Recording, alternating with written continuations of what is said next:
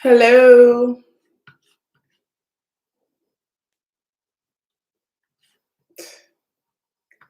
Hello, hello, hello. Can you hear me? Will you just type yes in the chat and tell me where you are coming from if you can hear me? Yes.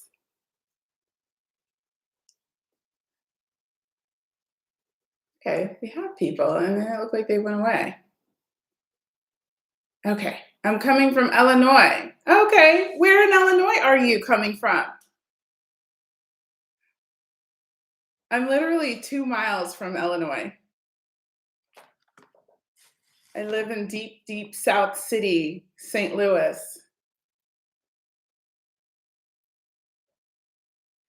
Hello, everyone. Whoever's coming in, tell me if you can hear me. Type in the chat. I can't see. Oh, you know what? I think I have my settings wrong. Live chat, all messages. Got it. Okay. Hey.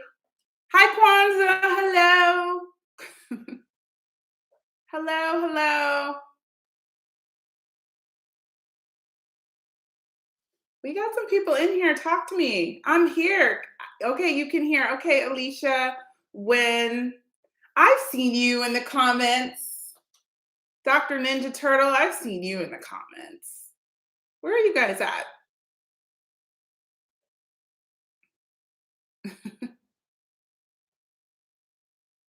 Dr. Jeff, 1979. Hi, Dr.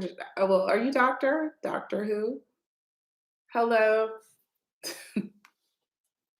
How are you guys tonight? This is my schedule. We're doing third Thursdays of the month where I'm coming live. And we're just gonna have Q&A. We're just gonna talk about the podcast. We can talk about coffee no cream moments.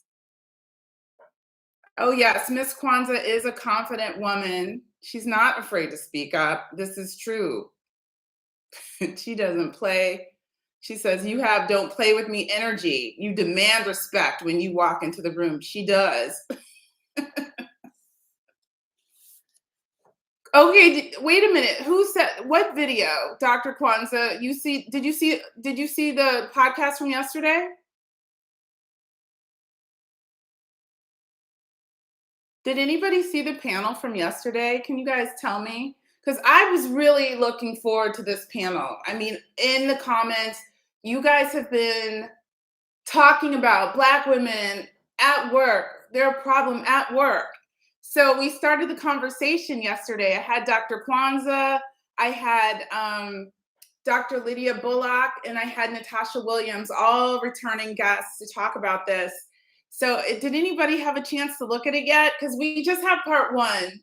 Part two is coming next week, but then there's going to be part 3, 4, 5, and so on, because it's just a conversation that we need to continue to have.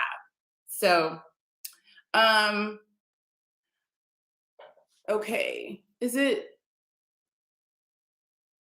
I don't know what to say. Nidal, has a Black woman that panel hurt me? God forbid, like you, Erin. I haven't experienced issues at work from Black women.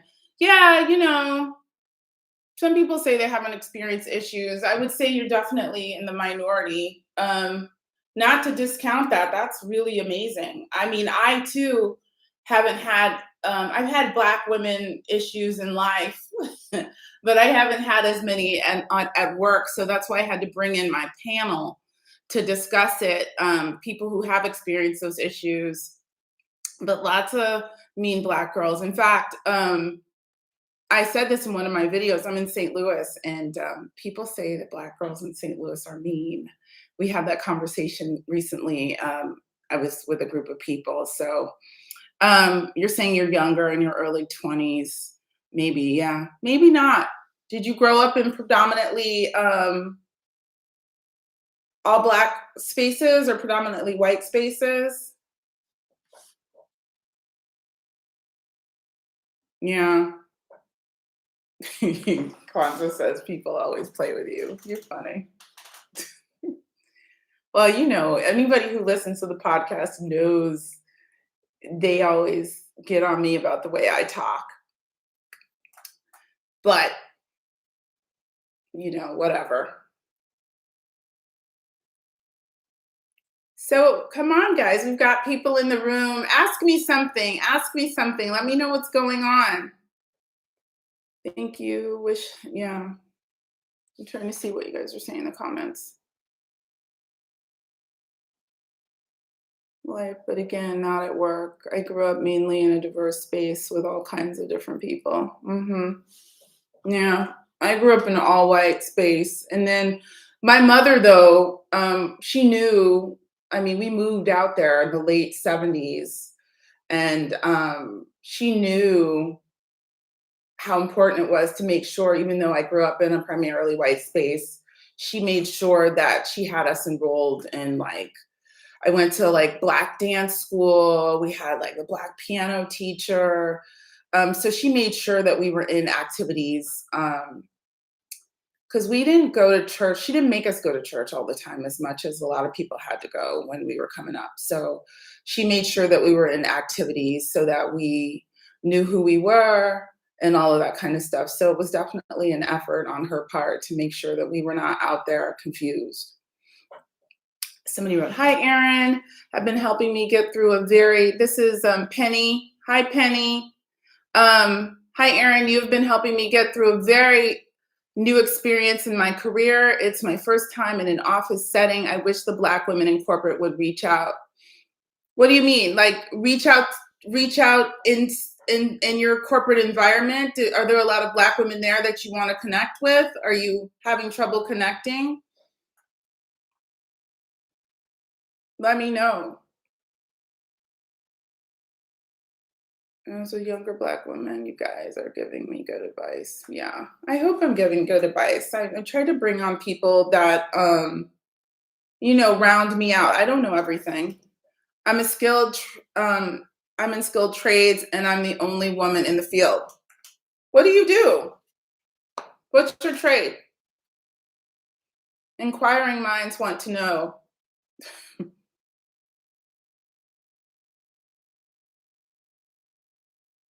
Ooh, carpenter. Very nice. I'm gonna build a kitchen, I think. So you work for someone, or you're trying to work for yourself, or you work for a company where they send you out to places? Tell us what's going on, Penny. That's really cool. Alicia, you grew up as one of a handful of Black kids in a white school. Me too. The kids were all kind to me. It was the adults who were sometimes difficult. Yeah, I did not have the kids kind to me. They called me the N word from the first grade. I was in a primarily white school since I was in kindergarten. Got called the N word, and Erin Black Skin instead of Erin Braxton. So I'm just working out how traumatic that was for me. And I was the only Black girl for a long time. We would have a Black kid come in and go, but it wasn't a lot. And then when I was 10 years old, my best friend came, and we're still best friends to this day. Candy came, and she was just like, it changed my life. It changed my life. But then in the fourth grade, I met Candy in the fifth grade. In the fourth grade, I had we started in St. Louis, we had it was called the DSEG program. So it was a DSEG program. And my eye has been red for like several days. I think I scratched it. Anyway, so that's why my eyes look bloodshot. They started the DSEG program, but it didn't really mean a lot until we got to high school, which was great for me because I was like, then we had Black kids. So it was just like a game changer and made high school so much more fun. Flora 766, I watched this morning. I definitely understand the competition tension that happens between Black women, sometimes instead of supportive and friendly energy. Yeah. Yeah. Okay, Penny, you said your company has a government contract with the Department of Defense. Okay. That's cool. Um, and you're just the only woman. I mean, that's just one of those fields, you know? I'm just curious as a carpenter, because you go into that profession and you know that you're gonna be one of the only women. Um, are you looking to be friendly with people at work? Are they giving you a hard time as the only woman? I mean, are they treating you like a woman on the job? I'm sure some people do. I'm just curious. Um, Speaking confident videos. I absolutely love your podcast. It's so real. Thank you so much.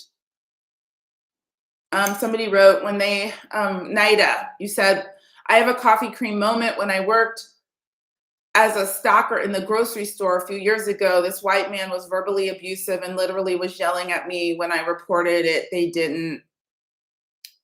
I guess it cut off. You're saying they didn't do anything.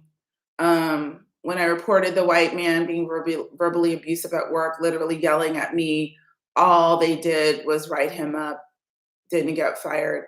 I mean, it's so crazy because, even when Dr. Kwanzaa was on the first time and she said that the woman like came at her, white woman, physically, physically intimidating her. Like she came up on her, like she was about to hit her.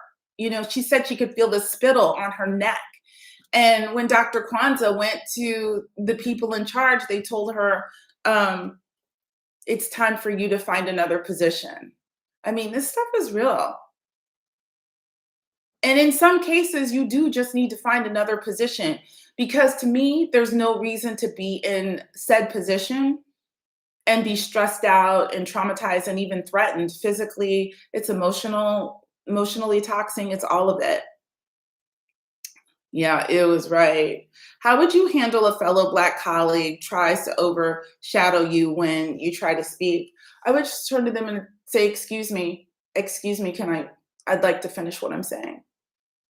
Just nip it, you know? Um, that's how I would start to handle it. I would just say, excuse me, and then I'd like to finish my statement and see if that works. Penny wrote, "They really act like they don't want me there." Yes, I've been going through it for my whole career. I thought this time would be different because there are so many Black women in upper management. Yeah. Are hmm. So are you having problems, Penny, with the Black women? Are you having problems with the people that you're working alongside every day?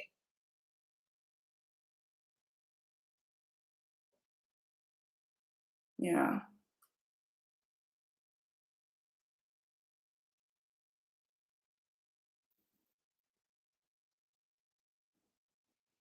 Speaking Confident Videos says, I grew up in a predominantly white neighborhood in school until junior high. How did you guys grow up? Did you guys grow up? Who's in the? I just am curious. I don't know the age of everybody, and that might make a difference. But you know, did you guys grow up in primarily white environments, or did you grow up in diverse environments?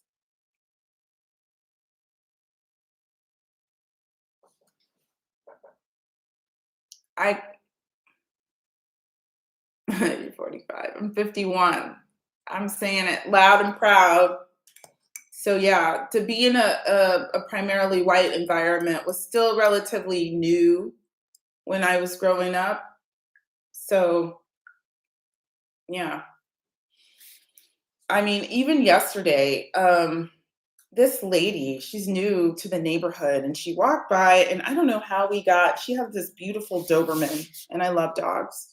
And she walked by, and I live in St. Louis City, but I live on the south side in a pocket where basically the white people never left. So, you know how in a lot of cities in America, um, there's certain parts of the inner city where white people just keep moving further and further out to the suburbs. So this is a pocket where they never left. So it's been white from the beginning.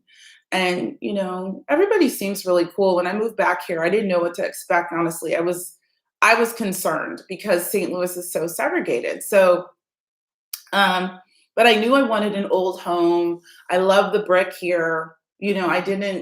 I don't have kids, so I didn't need to be in certain school districts. I could basically live wherever I want. And so I chose the south side of St. Louis, cute little houses. And so I was pleasantly surprised because when I was a kid, Black people did not come over to this part of town. And but the neighbors are nice. I mean, they have Black Lives Matter signs up, but sometimes I just think people put that up just to as a front. I really do. I don't think everybody puts Black Lives Matter signs up because they think Black Lives Matter. But most people have been very friendly. My neighbors are friendly, very nosy, as one would expect with white neighbors. But I appreciate the nosiness. Very, I think some of them intrigued about me, but nosy nonetheless. Um, anyway, yeah, signaling. I see you changing leaves. Anyway, but I ran this woman, I was outside, I had to rake the leaves because the leaves were getting picked up today by the street sweeper. So we have to put all our leaves in the street.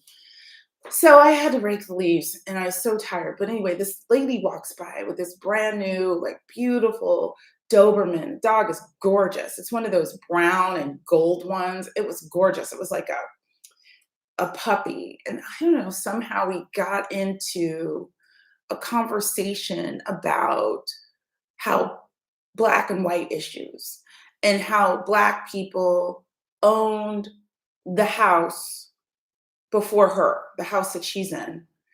And how the neighbors said, and this is rare over here, the Black people, there's some sprinkled in, but not very many. And how the neighbors said their children were problematic and they just didn't try to fit in. And they trashed their own house that they bought. And I'm like, what? I said, really? I said, interesting. I was like, interesting. I said, I'd be interested to hear their side of the story, but okay. And I made it very clear that I wasn't trying to hear that shit. But yeah. So, I mean, it's cool, but we still deal with it every single day. Speaking confident video. Sometimes I'm so caught off guard and I feel stunned in the moment, and it's not till later that I kick myself because I did not respond so well. Oh my God, I know. Somebody said something mean this morning, or they just said something unnecessary. It was like a Black woman policing one of my guests. I'm not even going to repeat what they said. And oh, I wanted to clap back so hard, but I couldn't. Sometimes, guys, I want to clap back so hard, but I could not. I mean, we had literally just, and I'm not sure if that part is in the video or if it's going to be in part 2, where we're talking about policing other Black women. But it's just like, after all of these women talked and they're so intelligent, there's so much to say. Is that what you got? Is that really what you got from the video? Penny says the managers constantly hire family and friends, but I'm the only one classically trained, the only journeyman carpenter. But it's a really good gig, perfect for ending my career there. Yeah, that's the thing. That's the thing. Sometimes we're just not in the position to leave a situation, or you just don't want to leave a situation. Like, you found a good situation.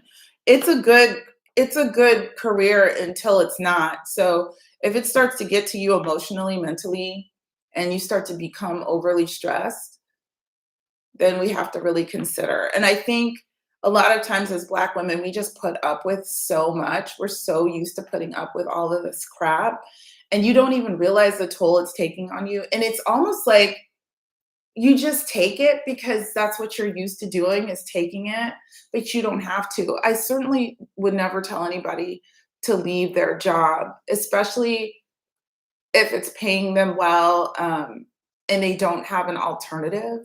But you know, having left multiple situations that were tearing me down physically, I just can't express or explain how good it feels to be on the other side of that when you get away from those types of environments. So, but yeah, I mean, if you can take it, good gig, like you said, till you retire. Um, Refuse to let them. Where are you, Penny? What part of the country do you live in? Are you in the DMV? Just curious. Okay, so we'll move on. I want to talk about any other feedback, Michigan. Okay. So any other feedback, you guys tell me what you've been thinking of the podcast. I mean, I want to know. I mean, I live for this stuff. I'm a little addicted to you guys. Had issues with gay Black male, assumingly dismissing my experience as Black female living abroad while I was in a virtual space. Was he American?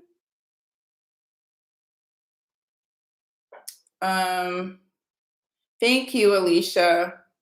I appreciate that. Yeah, I work hard.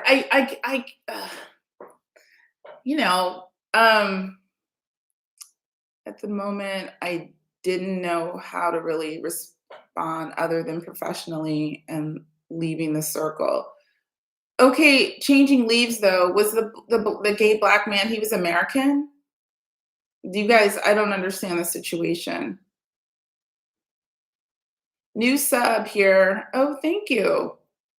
Welcome. I don't know how to say that. AIAR, 2 assets. I'm going to say 2 assets. Welcome. Thank you for subscribing. What made you subscribe? Tell me. Hi, everyone. Hi, sister, Crystal, Miss VHS. Not Miss VHS. Believe so. Yeah, changing leaves. Yeah. I don't know. It depends on the kind of gay Black man he is. No disrespect, no shade, you know?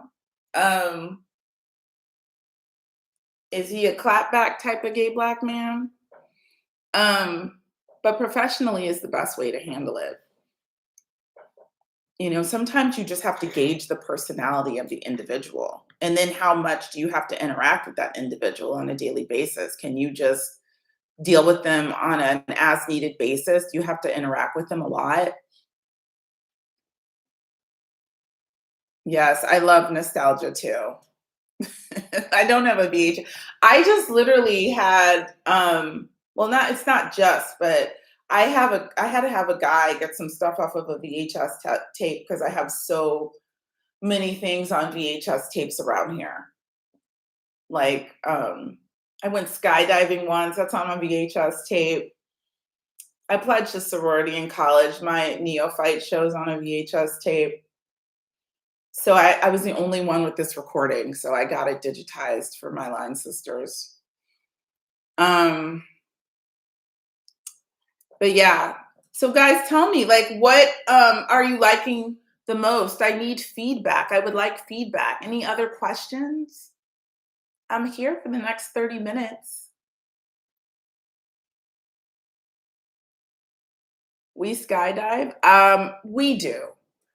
So you guys know I talk about my old boss who I'm friends with and nobody understands why, and I don't either, honestly, but we were friends first and then we worked together and it was just a weird dynamic. But he, along with some other white folks from the office, went skydiving. And I remember that day, oh, it was so crazy. I got separated from my group.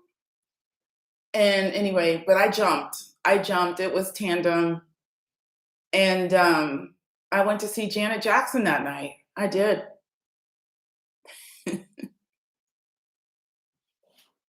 Intrigued about how what you mean they? Try to play us at work. Oh yeah. Mm-hmm. But who do you mean they? Because I'm talking about everybody now. Black folk, Black women, white people. Your podcast episodes have been so real and refreshing. Question: do you? Yes, I do. So I've had a lot of people sending me messages and emails and things like that. So I do offer consulting now. And Carolyn is here in the comments, my assistant. So you can access those that information if you go to coffeenocream.com/motion.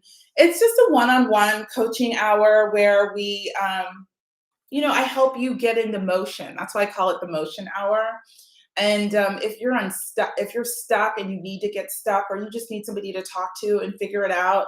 So instead of me like rushing through and responding quickly or trying to respond to all the emails I'm getting, I decided to start offering the motion hour. So coffeenocream.com/motion.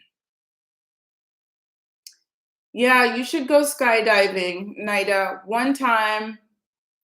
And that's enough for me. I don't ever need to go skydiving ever again. Some of the stuff I've done, I never need to go again.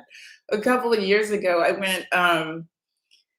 did a cycling tour across Tuscany because this girl invited me to go. And I thought, I can do that. I can do that. I can do that. I can do that. I spin. I have a bike over here. So I went and I got there. This is the hardest shit I've ever done in my life. I was the youngest person there at the time. I was 49. This 80-year-old guy was in front of me, like he was on the trip. I was at the rear end the whole time. I had a little meltdown because they said it was intermediate, but it was just mountains. It was crazy hard. Never need to do it again. I had a great time. Skydiving's like that. I feel like my equilibrium was off for the rest of the day. I had a headache for the rest of the day. I think you're going over 100 miles per hour when you free fall for a whole minute before they pull the ripcord. Let's see, you got some comments. New subscriber here as of today, and I listened to the episode about work friends.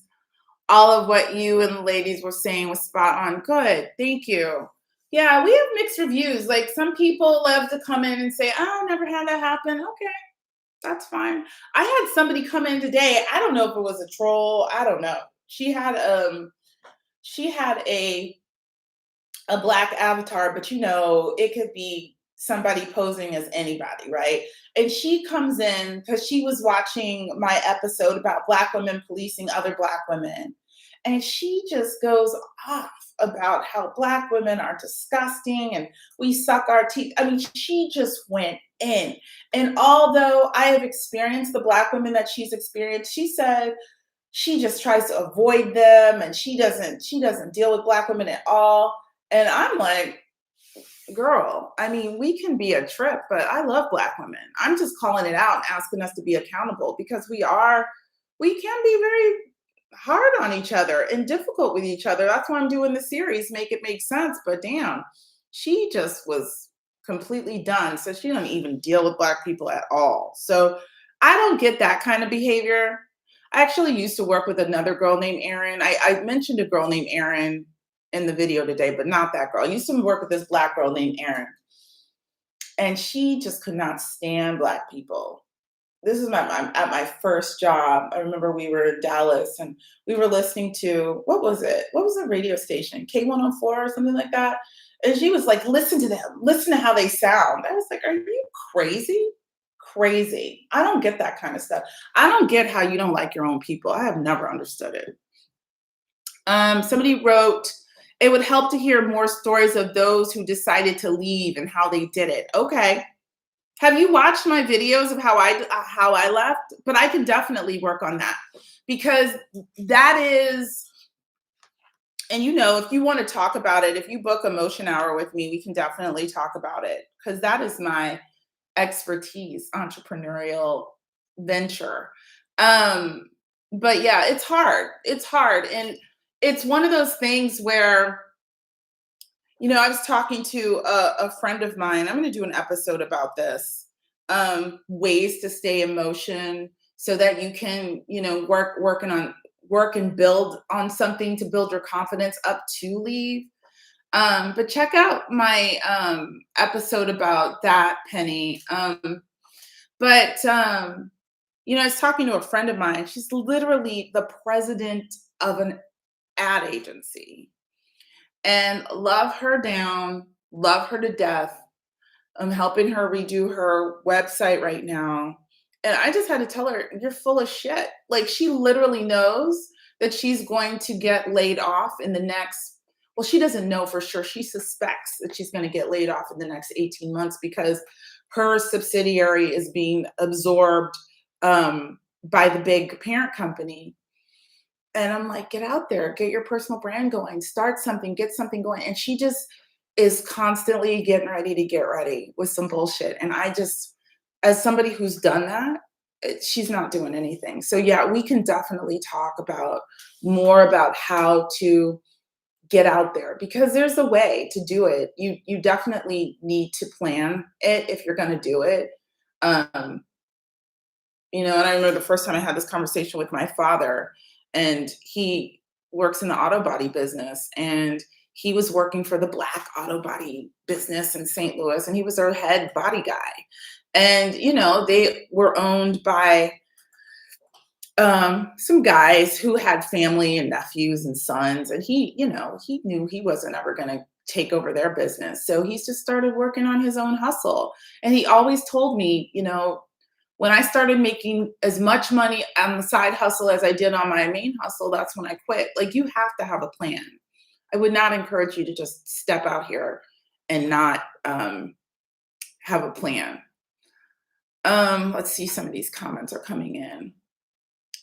As Black women who's immigrant and been in America my whole life, I believe my experience living in rural areas is worse, a Black woman, because I'm an immigrant. I can't really speak to that, but maybe one day I can have, you might want to come on, or I can have somebody talk about it who is an immigrant, who's not what are we now? We keep getting new names, a foundational Black American, you know? Um, let's see, to one-on-ones. Yes, to one-on-ones, yes. Thank you, Erin and Carolyn, for the warm welcome, yes. I'd like to hear stories about how we Black women often get trapped to serve on these office DEI committees and are traumatized out of them. Okay, that's interesting. Now, I'm not a corporate insider, right? I haven't been in corporate in many, many years. But that's interesting because I actually did meet with a woman in a DEI team at an organization, at a global organization, and they seemed very enthusiastic about it. But I haven't. That'd be interesting. Okay. Something about it felt like a threat. I don't know where we left off. I was thinking about taking advice from Black colleagues and white. Okay, yeah. Okay, so you were saying, changing leaves, that you were thinking about taking advice from Black colleagues in white spaces. And then you said something about it felt like a threat to my identity to conform to white preference and comfortability, even though it seemed to come from good intentions and professional navigation. You got to go with what feels right in your gut. But what do you mean by conform? Like, what, in what way? Dr. Ninja Turtle is asking me, please have a podcast on ways to build your own golden parachute and pull the ripcord on the job. Yeah. Okay. I'll talk more about that. I did talk about the head code in my head code video a little bit. For sure. I can talk about that. You know what? Guys, I have fear, and I think it all comes down to figuring out what you need to do to overcome it. I mean, I had fear launching the podcast. I did. I told you guys, I talked about it in one of my episodes because, it's something you want to do. We're on internet all the time watching other people do their thing. I had fear about it, but I finally did it. I don't know. Maybe it's because I'm getting older. I had fear to do lives, and here I am doing a live with you guys. Once you do the little thing, and that's why I encourage you to take baby steps. Just a little thing. Don't think of it like, oh my God, I have to do this whole big thing. I have to eat the whole elephant at a time, right? If you just do one little thing towards a goal that you want to accomplish, and you find success in that, it just builds your confidence so much. Like my daddy tells me, once you have the education, they can't take it away from you. But that's not just with traditional education, that's with anything. So once you learn how to do things, you're like it's easier next time. And then you add to it. Um, let's see. Can you share the link again to book 101? Yes. Carolyn, can you put the link up? It is coffeenocream.com/motion. And let me just explain how it works because I had fear about that because I want, the motion hours are for those people who want it. I'm here. This community is free. Facebook is free. My free educational resources, all those things are free. But sometimes people want more, and I want to be able to spend time with you and really help you if that's something that you want to do.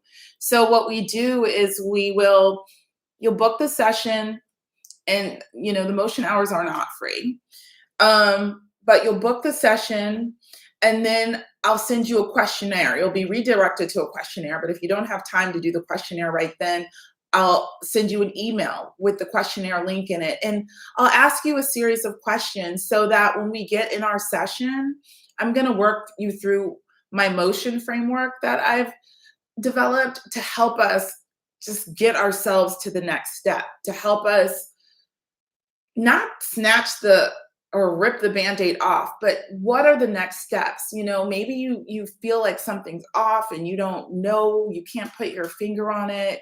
Maybe you're just trying to make sense of it. You need a sounding board. There's all sorts of stages you can be in the process of trying to get yourself healing and find peace. So that's what the motion sessions are for. They're not for everybody, but if that's something you want to do, let's do it. So, yeah, and then we have our session together, 60 minutes to 75 minutes, and we figure some stuff out. Okay, let me see what's next. Penny, who are you talking about? She may feel isolated. I went to Washington State, and there were all these immigrants. Yeah, but they didn't know anything about Black History Month. You know, People have different backgrounds, and I can't even pretend that I understand what it's like to be an immigrant. I mean, like I shared, my people have been here. We're from Mississippi. We were slaves. My grandparents were sharecroppers. But I always encourage, if you can, to find community, however that community appears to you. I'm in St. Louis now for almost 5 years, and my community is okay here. I feel like I had more community in LA because I had been there for so long and was able to really create some solid friendships and nurture them, and not with primarily Black women. But I have to say that when I was in LA, I missed Black people very much. And it was nice to be back around Black people when I got to St. Louis. Let's see. Has a Christian Black woman, I've noticed the amount of problematic Black people in Christian. Yes, I have somebody coming, and we're going to talk about Black women in the church. We are going to talk about that. I got a lecture. You guys, I get a lecture all the time. People get mad at me for cursing. This isn't, well, maybe it has to do with Christian. Somebody broke out some Bible scripture on me yesterday to tell me about my cursing. I curse. If you don't like it, don't watch me. But yeah, I get lectured about that all the time. But yes, but I think the older church ladies. But anyway, but the church is definitely a strong subject right now. So we're going to talk about it. That's coming. I have so many ideas, and I can't get them all done at once. And also, you guys, I have to make sure that I have the right people to have these conversations, because it makes it interesting. We want to hear from different perspectives and things like that. So okay, changing leaves. Okay, back to that. Okay, changing my behavior to seem smaller, quieter, and act as though everything's okay despite mistreatment and passive aggression. Yeah, I mean, the work personality is different than the personal personality. Like, I'm not going to sit here and lie that you don't have to play the game. If you're going to be in there in somebody's office working for other people, definitely so. Yeah, there might be some of that. Now, you're not going to let anybody mistreat you or abuse you or cause you stress and trauma. Um, but I'd have to know more about the situation to really speak on it. Um, yeah, Dr. Ninja, I was terrified to do a live now. Yes. So I'm not going to do them weekly. I don't want you guys to get sick of seeing me, honestly. I think once a month is good because it's just like having this podcast. I mean, there's just so much to do. And I don't have like a whole team of people. Like I have my business, but it's me and my assistant really, and we just try to get it done. And she'll tell you, I'm so possessive and controlling over um, just what you guys get to see. Um, just to pull that panel together from yesterday, there's a lot of coordinating, and there's scheduling people and coordinating and emailing and reaching out to people, and there's so many things to do. So I have plans, so you guys just be patient with me. I have so many things that I want to do and so many topics that I'd love to cover. Um, Seems helpful, but it didn't really tackle the issue and confront the colleagues about their behavior rather than changing. What are you saying? Changing leaves about what didn't help? I'm sorry, I'm trying to keep up with the comments. Black leaves on the Mississippi River. I don't know what that means. Um, I love your cursing. Thank you. I come from cursing people. Somebody tried to tell me yesterday, oh, when you curse, you're angry. Um, he said, it was a male. I ain't gonna say who it is in my life because I like him very much. It's just somebody I deal with on a regular basis. And he goes to church, and that's great. I'm a believer too, but he busted out the scripture on me. And he was on that whole women are trying to be men and feminism and being feminine, and he has his beliefs. I hear what he's saying, but and then he read about cursing from Ephesians, and I'm like, well, what was cursing when Ephesians was written? What were curse words?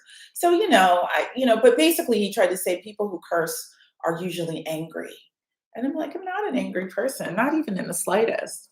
I just curse. It's who I am. If it offends you, I understand. That's the best I can do. Um, Penny wrote, I'm religious, but I curse a little. Yeah, it's not like, when you see these people who string curse words together, it is so entertaining. Sometimes you're like, oh my God, you can curse your ass off. Like he can cuss. Like it's like, wow. And they're screaming, they're stringing together MFs and FUs and bitch and da da da. And it's just fascinating. I don't talk like that. That's not the way I talk. But if I'm going to say, yeah, it's some bullshit, or yeah, fuck that. Yeah, I'm going to say it. I don't see a problem. It's 2025. Thank you, T. Wilder. Yes, thought-provoking perspectives. Yes. It was an interesting group. I loved, I really enjoyed doing that. And I'm going to do more of those types of panels. Oh, good. Thank you, CPJ Morgan. Yes, the panel it was fun. So yeah, just even editing 4 people, it's like, oh my God, the thumbnail, I'm gonna do clips, so I gotta do all this stuff. And you guys, it's a lot. So I'm excited. I have to tell you, in my life, I have done this stuff for people for the last 13 years, just helping people build their brands and do all of this. So it is such a treat, and it's so amazing to be able to do this for myself. So this is what I'm talking about. And I would have been so scared to, when my client dropped me, the one I always talk about, you guys, that was an almost $200,000 a year client, that one client. So I got let go from them, that was hard, right? But God always has a plan, and there's no way I could even be sitting here talking to you as much as I worked for those people last year, and then to realize you can make just as much money with like less hassle. But I was so married to that whole service thing and serving and overdoing and things like that. So we should definitely have more conversations about these kinds of things on the podcast, because it is really scary for people who are working a job, who have benefits, retirement, and all that, to think about, to consider going out and doing their own thing. But especially with Black women losing their jobs right now, sometimes you do things out of necessity. You do things out of necessity, and but it's nice when you have a plan. Um, what's my skincare routine? That's a good question. What is my current skincare routine? You know what? I'm an oil cleansing person. I do the oil cleansing method. I don't know if you guys have ever heard of it, but when I turned 40, this happened to my mother. I got adult acne. When I was a teenager, I got acne. I was allergic to soda. And I would drink a soda, and it wouldn't be that day, the next day, but it would be the day after that. I would just get bumps. And then I grew out of that. I got on birth control. I grew out of that. And but when I turned 40, I got adult acne, and it was just like terrible. I felt like a teenager again. I was so self-conscious. So I looked up some stuff, and I started doing the oil cleansing method because I was using all these different cleansers and stuff like that. And so I'm pretty natural when it comes to that kind of thing. So the oil cleansing method is this: you take a bottle, 30% castor oil, 70% some other sort of vegetable oil. That's where you start. If that's too drying for your skin, you would reduce the castor oil, and then you would increase the vegetable oil. And vegetable oil could be olive oil, it could be avocado oil, it could be almond oil, it's whatever. Okay. But anyway, I mix that all up. I put a little essential oil in it, and I put it on my skin, and then I steam it off. I have washcloths just for my face, and I just steam it off. And then I do like rosemary water or rose water. Um, I use I use my little creams like neck cream and stuff. But yeah, that's really it. And then I'll seal it all in, the rose water, I'll spray, and I'll seal it in with like some jojoba oil. Sometimes lately I put Vaseline on my face. My grandmother used to do that. Her skin was flawless. She had no wrinkles. Um, let's see. Mm, no, you can talk changing leaves. Yeah. Let's see what else we got. I'm just trying to see. Can you answer Nayad question about losing jobs in the political climate? What is your question? What did she ask me? Let me see. What did you say? What are your thoughts about Black women losing? I think it's terrible. I think they planned this. I think, and I don't want you guys to think I think everything happens for a reason, whether it feels good right now or not. That's been my experience. That's been my experience. Every time some bad shit happens, um, something better comes out of it. Um, I think that there's certain things I don't we don't really have a leader right now. We have amazing people like Jasmine Crockett and different people like that, but we don't have like a Martin Luther King of our era, right? So shit's gonna go down. I don't know if it's gonna get worse or better now with these Epstein files coming out, right? But what I mean by sometimes things happen for a reason. I feel like if you lost your job, either a better job is coming, or this isn't gonna sound good. Oh my gosh, thank you, CPJ Morgan. $10. Thank you so much. I need it. But if something I feel like whatever's gonna happen is gonna ultimately put Black people in a better place, if I'm being honest. You guys can debate me if you want to, I'm totally here for it. I feel like Black people, perhaps we've gotten really, really comfortable, and this is gonna make us rediscover who we are and what we're capable of doing, which is everything. It sucks, but that's my thought initially. I think it's really shitty.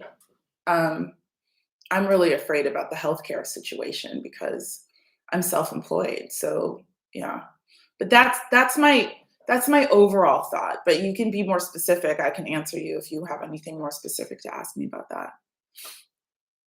Um, what made you want to get into advertising or work in media? This is another thing. Um, when I went to fly by night, hi, fly by night. When I went to college, I wasn't totally settled on anything, but I thought I wanted to be like Black Barbara Walters. So I went to journalism school. I went to the University of Missouri. I got my sweatshirt on today. And at the time when I went to school, when I went to college, they had one of the best J schools in the world because we had one of the only um, network affiliates. We had an NBC affiliate TV station that was tied to the J school. So I went to go to journalism school because I thought I was going to be Black Barbara Walters. And I quickly realized that I love talking. Like I can sit here and talk to you guys forever, but I don't love current events and I don't love news.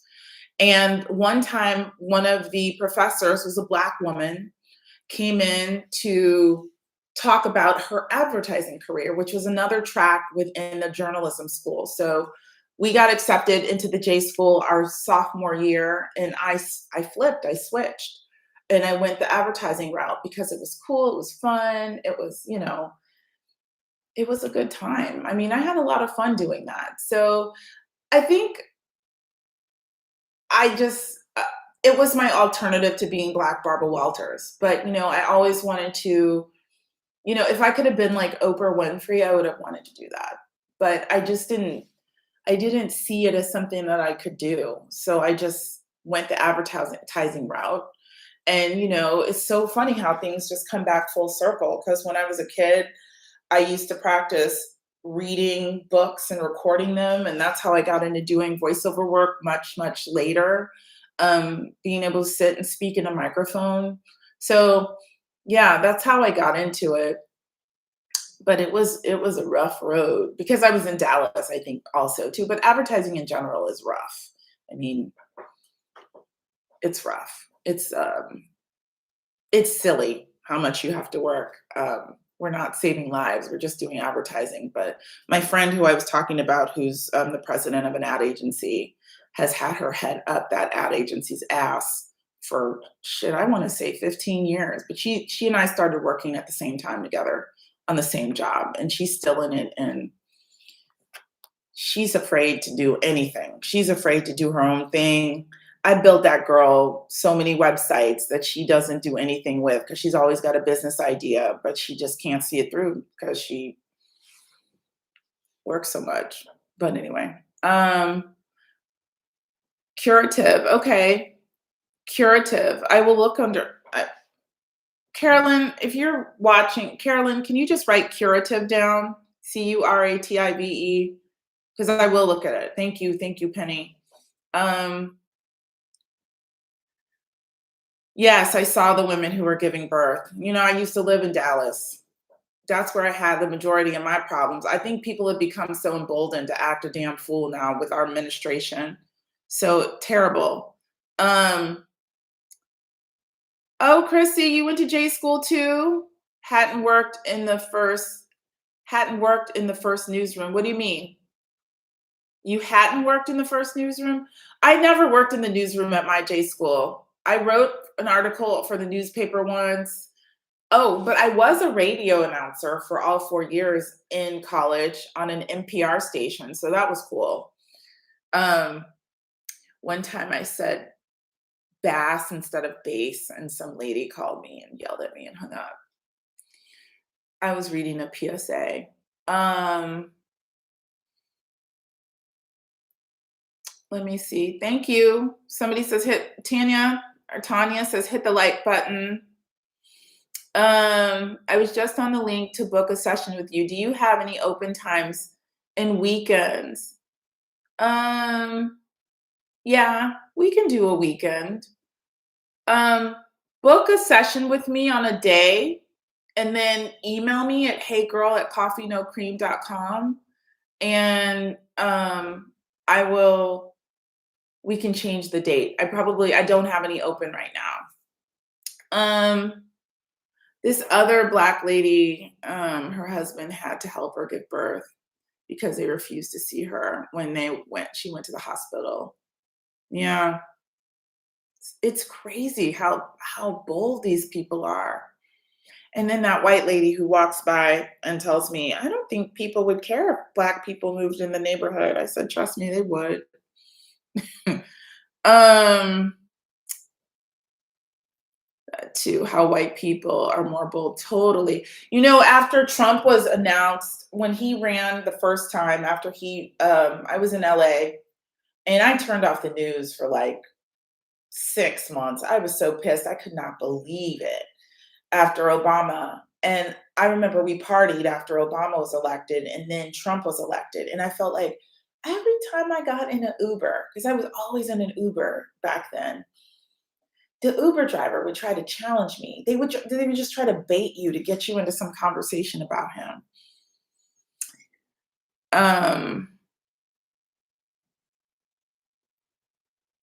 Yeah.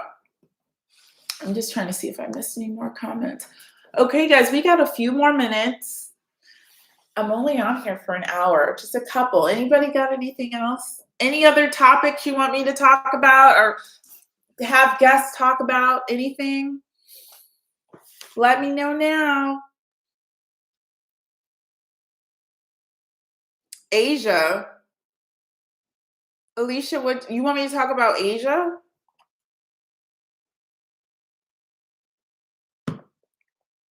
What about Asia? Work-life balance. You wanted to know, you asked me about Thailand, didn't you? I went to Thailand and Vietnam last year. Amazing. Vietnam, I enjoyed Vietnam the most. I'm not even gonna lie. Ho Chi Minh City. People think of Vietnam, think of the Vietnam War. It was so cool. It was just so cool. Everybody was on a scooter. Food was super cheap. The vibe. Those people, we were on the rooftop. They did a lot of rooftop stuff because Ho Chi Minh City is like, well, first, Bangkok is like New York on steroids, but Ho Chi Minh City is, I think, bigger than Manhattan. Anyway, a lot of rooftop bars and stuff like that. They knew Kendrick Lamar better than we knew Kendrick Lamar in Vietnam. Good time. I absolutely loved it. Work-life balance. Is there a thing? Yes. But work-life balance, I think for work-life balance, you have to decide that if you stop working at 5 o'clock, that the sky isn't gonna fall. I have a friend and she works for Google in a leadership role. And I'd love her to come on the podcast, but she won't. She'll never come on because she's working for them. Anyway, but she was telling me about somebody who reports into her who's like works until 3 a.m. I was like, something's wrong with her home life. That's crazy. She's like, I don't think so. I said, no, it is. Like, there's something wrong there. You have to understand, like, and this is that whole thing about me talking about giving 1,000% versus just giving 100%. 1,000%, is it rewarded? Should you even be doing all that? Or should you be working on your own shit? Now, that's how I feel, right? I used to do that. Nope, not gonna do it.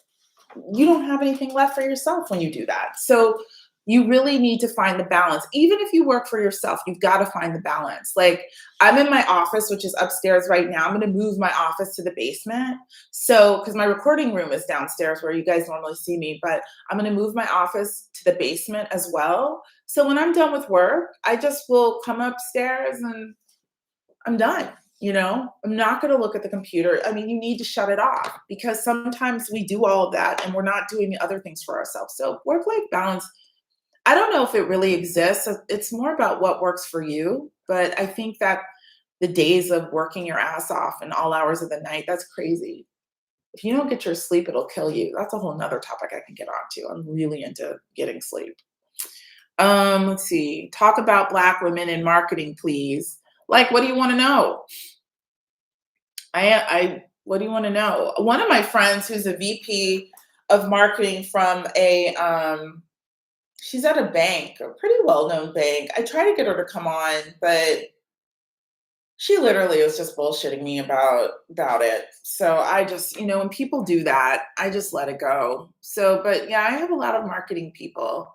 But what do you want to know about marketing, Black women? Marketing for corporate, marketing for yourself. Do we have unusual hurdles to get into leadership? Yeah, absolutely. I think leadership for us is definitely the goal, but I think you need to determine if that's really what you want because what I'm finding, and somebody brought this up in the Facebook group, they worked all their career to try to become a C-suite level executive, only to realize they don't want to do that, you know? But yeah, you're definitely going to have some obstacles. But I mean, that's just kind of, um, I mean, we could get more specific, but I mean, where are you in your career and what are you trying to do? Like, we can get more specific. But I think any Black woman trying to be a leader in an organization and really researching the organization and making sure that the culture and the vibe supports Black women in that leadership position. Oh, you're in college. Yeah. I would say get out and work a little bit. Have you had an internship yet? When I was in college, they asked me to do a resume my freshman year. And I felt like so inexperienced because I didn't have anything. I mean, just, high school stuff. So when I tell you, when I was in college, I had every internship that was known to man for me. My freshman year, I worked at the radio station before I was an announcer at the radio station. So I worked in production back in the day, learning how to splice tapes, put things together, like edit out words, splice an actual, a reel of tape, put them together. I worked learning how to do that. I had a graphic design internship. I had I had a sales internship. I did my radio announcing. I said that. I did my big summer internship in an ad agency between my junior and senior year. After my freshman year of college, that's the only year I came back. I came back after sophomore year. I took a summer to study abroad in Madrid. I mean, I'm telling you, I filled my resume up. I got on the student recruitment team. It was like a big interview process, and we would go all over like Missouri, Kansas. We went to Iowa, I think Nebraska, all over these neighboring states and stuff like that to do recruitment. So I just filled my resume up. And if I tell you that I still use the skills that I learned in college, like now. So, just start the process, be super active, do all of the things. Just fill your resume up, try to get all the experience you can. And if somebody doesn't give you that experience, you make yourself an internship. You make the experience, get that experience so that you have something to show for yourself. There's too many ways to be creative out here, especially if you're in marketing, to show how creative you are. and that you are forward thinking. Too many resources that we just did not have back in the day that you have available to you that would allow you to show what you're really doing. And also, I think really important too, and this is what I was trying to tell my friend, president of an ad agency, she's not doing that shit, but market yourself. What does your social footprint look like? What do you look like when people go and research your name? What do they see? If you can show, I think that is just like the base. If you can show that you have experience marketing yourself, it's like I'm trying to tell my friend, you're the president of an ad agency. When they research you, you haven't done shit. You have no personal brand. You haven't done anything. And now you're talking about somebody in their mid 50s trying to be in the game, right? So she's not getting it. She's not listening. She's bullshitting around. But I'm saying for you as a younger person, these are all ways that you can show how creative you are, how tenacious you are, how savvy you are, the way you think. Market yourself. I would think that would be a huge project. That's what I would say. Hopefully that helps. Yes. I did go to Thailand and Vietnam, finding Black community in different country and keeping in contact. Yeah. I say go to Vietnam. You guys, I went for my 50th birthday. Let me say this too. I'm not trying to flex or brag. I'm too old at this point, but I was going for my 50th birthday. I went first class, or not first class, business class. Game changer on the whole trip. I'm telling you, like, game changer. I've never done that. I'm not like I fly business class. I'm not that type of person. I want to be that type of person and I'm trying to bring that in. But sometimes for a quick flight, it's like whatever. But for that trip, game changer. Bed lay down, pajamas. I'm still using the Diptyque lotion. I mean, it was awesome. That just changed the game. That took the trip up a level, I would say.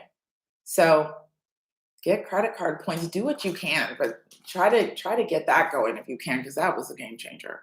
How was your experience as a dark skinned woman living in LA? I heard they don't like Black women there. Plus, you being dark skinned with color, yeah, it was very hard to date there. I will say that. And I feel like I was there in my prime good years too. It was hard to date there. I just, you know. But as a dark skinned woman, I think LA was just a very unusual experience for me because I went there with a business in mind. I'm a very social person. I got into a group of people. My girl Emily, she's Chinese and she's like the best. She's one of my great girlfriends and just a very great networker, met some amazing people, but I was really able to find myself in LA. That was what that experience was all about. I didn't really have any issues with colorism in California. California, especially in the pocket of Hollywood. And when you go south to Orange County, different. But yeah, it was hard to date though, as far as colorism goes. Yeah, because I mean, I don't look like an LA girl.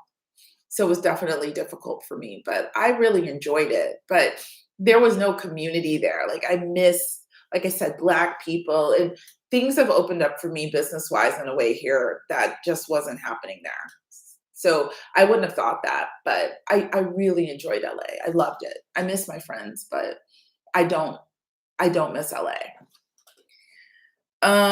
Jealousy amongst family male, female disguised as. Okay, that's a topic you want us to talk about. Ashton. Okay. I really enjoyed hearing from international Black women guests. It may be cool to hear a panel of rural and urban Black women to compare and contrast. Okay. I like it. Why are your comments keeping getting restricted or retracted? Is that you retracting them? Do you have unusual hurdles to get into leadership? You asked about marketing for corporate. Okay, yeah. I'm back up there. Okay. Had an internship. My supervisor hit me with some comments like only choose white music for the commercial ads.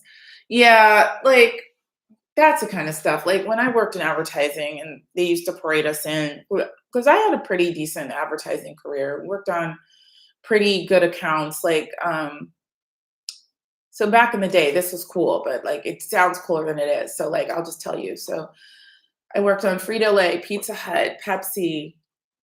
I worked on I worked at Neiman Marcus for a year. I think I've mentioned that. I was a marketing analyst for them. That was so oh, I just did not like that job. All I liked was the discount. It was a dump in there. But then I worked on like Greyhound, which was strangely a fun account. The clients were fun. Nokia, Dr. Pepper. So some big accounts. Um, and I worked in urban marketing or advertising in that agency. So we did some fun things. Yeah. You know, here's the thing when you're in corporate, a lot of times your supervisor isn't smarter than you. They're just in the position. That's really what sent me packing. Like you work for people and they're not smarter than you. And then when I look back at some of those people now and they're still right where I left them in 2007. Mm-mm. Hi, Kim DK. Hello. Um, okay, guys, let me see. Working on my website portfolio to show all the companies I have created assets to promote. Yeah. And then work on your socials. Um, is it Nisha? Nisha Marie? Nisha X Marie? Work on your socials, really. Like your network. I would strongly recommend that. People are going to look at that. They may get to your website, but more than not, they're going to see what you're doing on social. Discuss and promote healing and corporate analysis for Black women to know that other Black women are not the enemy. Yeah, work together and learn from all young Black. Yes. No craps. Yes. So that's what the episode from yesterday is all about. And that's the first part of that panel. We have a 2-part. So it just went for so long. So we start to talk about that. Like somebody did mention there has been this whole discord with women thinking that the older women are jealous of the younger women. I can promise you, if you're younger, that is not true. It's just silly. It's almost like my mom used to tell me, keep living. And that's what I want to say. But to argue is going to make you think you got me. So there's a lot of stuff going on with Black women. But, like Dr. Kwanzaa said on the episode, when we lock in, we can be amazing together. So we've got to get off this plantation mentality that has us doing this whole crabs in a barrel bullshit, right? When you see another woman, I'm just asking you to just observe your own actions. So many times we all do. We see some shit on TikTok and we want to tell her about herself. Don't do it. Just don't do it. Prop a person up, give somebody a compliment tomorrow, just be okay.